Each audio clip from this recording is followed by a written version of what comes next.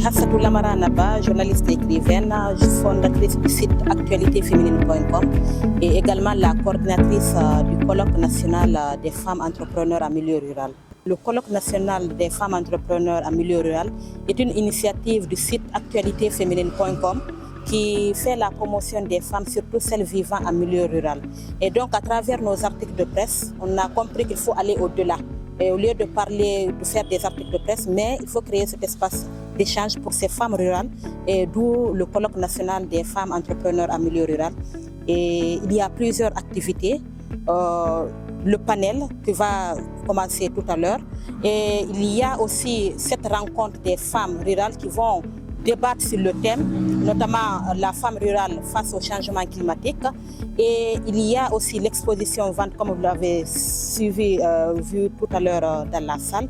Il y a aussi la formation des jeunes filles en transformation des produits locaux afin qu'elles puissent vraiment subvenir à leurs besoins, qu'elles soient autonomes, qu'elle ait une activité génératrice de revenus. Mais l'innovation cette année encore, parce que nous avons fait toutes ces activités-là à Kindia, à Labé, à Mamou. Et cette année, nous avons dit oui, il faut innover encore de plus. Il y a assez de concours en République de Guinée, les concours des femmes, concours des jeunes, beaucoup de concours, mais il n'y a pas un concours pour les femmes rurales. C'est ainsi qu'on a eu cette idée encore de mettre en place le prix régional de la femme rurale. Il y aura 4 catégories, catégorie agriculture, élevage, agro-business et poterie. Donc les candidates pitcheront devant un membre de jury, ça se fera demain mercredi. Donc, à l'issue des délibérations, nous saurons qui sont les lauréates de cette première édition qui va se tenir à Kankan.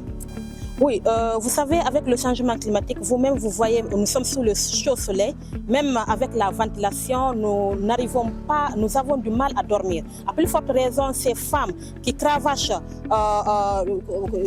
tous les défis pour vraiment avoir un revenu consistant. Vous allez voir, elles sont là, accroupies ou bien en tout cas courbées dans leur champ. Il y a ces femmes qui font de l'élevage, qui font la transformation des produits locaux, mais elles sont affectées à travers ce changement climatique. Vous voyez les déchets plastiques. Ici, il y a des femmes qui évoluent dans l'élevage, mais leur troupeau mange par exemple ces déchets plastiques-là. Et ça, ce n'est pas normal pour